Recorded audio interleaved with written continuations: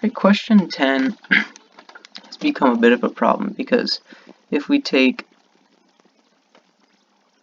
our initial route of solving, we know that we can take the larger arc, subtract out the smaller arc, divide by 2, and we get that angle, that tangent-tangent angle. Now if I set this up, x plus 10, this one right here is x plus 30, and then this one is 3x plus 50. You'll notice that if we do the math, so x plus 10 equals 1/2 the difference of 3x plus 50 and x plus 30. It's very important we keep this in parentheses because that negative, taking the difference, is distributed. So I'll rewrite it, x plus 10 equals 1/2 times 3x plus 50 minus x minus 30. Now this gives us, computer's acting up. This gives us 2x, right? 3x minus 1x is 2x, and 50 minus 30 is 20. What you'll notice is x plus 10 equals, now we can distribute that 1/2 to both of those terms, 2x and 20, and get 2x divided by 2 is x, 20 divided by 2 is 10, and you'll notice we subtract 10 from both sides, that x equals x. This is technically infinite solutions, right? Anytime you plug in any number, it's equal to itself. So the reason this problem happened when I created this problem is because I used, and it works, the fact that this angle right here, the tangent-tangent, and its closest arc are supplementary to create this problem. So x plus 10 plus x plus 30 equals 180. So combine like terms, you get 2x plus 40 equals 180. Therefore 2x equals 140. So we know that x equals 70. So if you plug this back in, it should work. So plug it in right here for 3x plus 50. That's 3 times 70 is 210. Add 50, you get 260.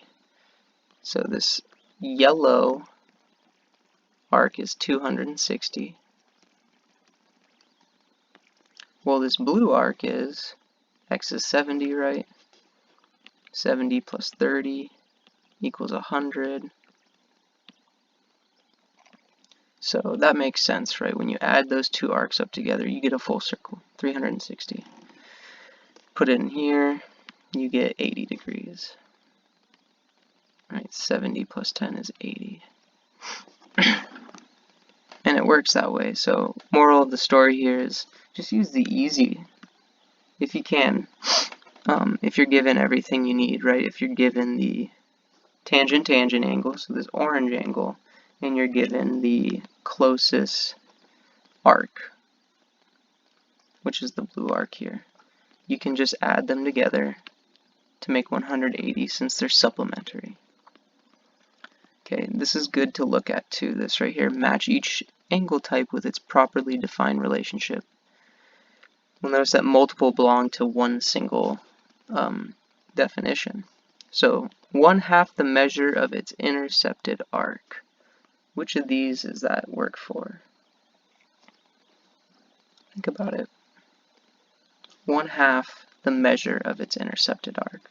So if we have a circle, and we'll try with the first one, inscribed angle. So the vertex lies on the circle, and its endpoints lie on the circle. We'll notice that this is x, its intercepted arc is 2x. So it makes sense that inscribed angles belongs to this first one, because it's 1/2 the measure of its intercepted arc. Are there any other ones that this works for? Let's see, tangent, tangent. We'll notice that tangent, tangent, like this, it's like the last one we did. We notice that we have to take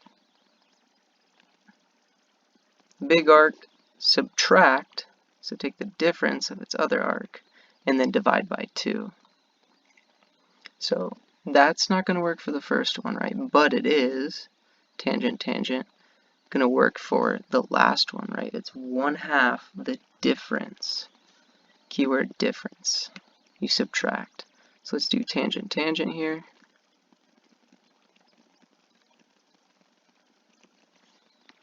What else? Tangent chord. Let's see how it works with tangent chord. Tangent, chord.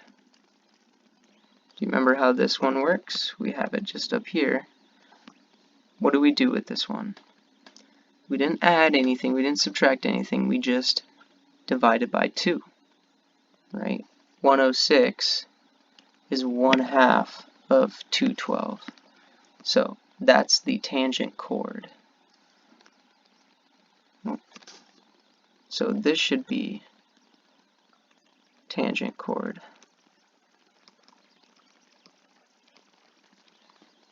Okay, so we got tangent chord, tangent, tangent, inscribed angle. What about tangent secant? Tangent secant looks like this, right? We're given this angle. We know that it is 1/2 the difference of this intercepted arc and this intercepted arc. Keyword difference. So tangent secant belongs to this one.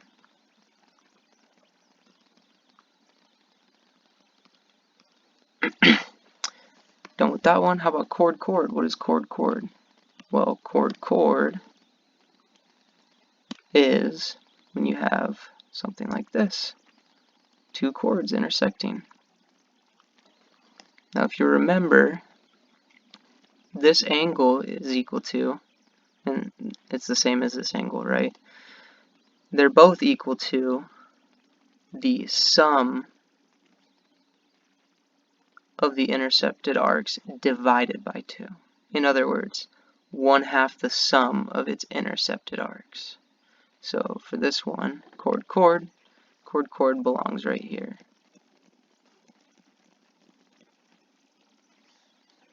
Now what about secant, secant? For secant, secant, we have something like this. So I think it's like this actually. That makes more sense. The secant, secant, you'll notice, specifically with the secant, secant,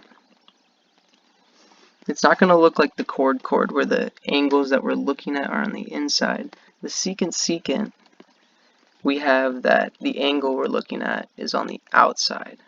And that's when we take this intercepted arc and subtract out this intercepted arc and divide by 2. Okay, so that also belongs on the last line. Secant, secant. It's important you do this problem because it helps you differentiate between all of these different theorems we've learned.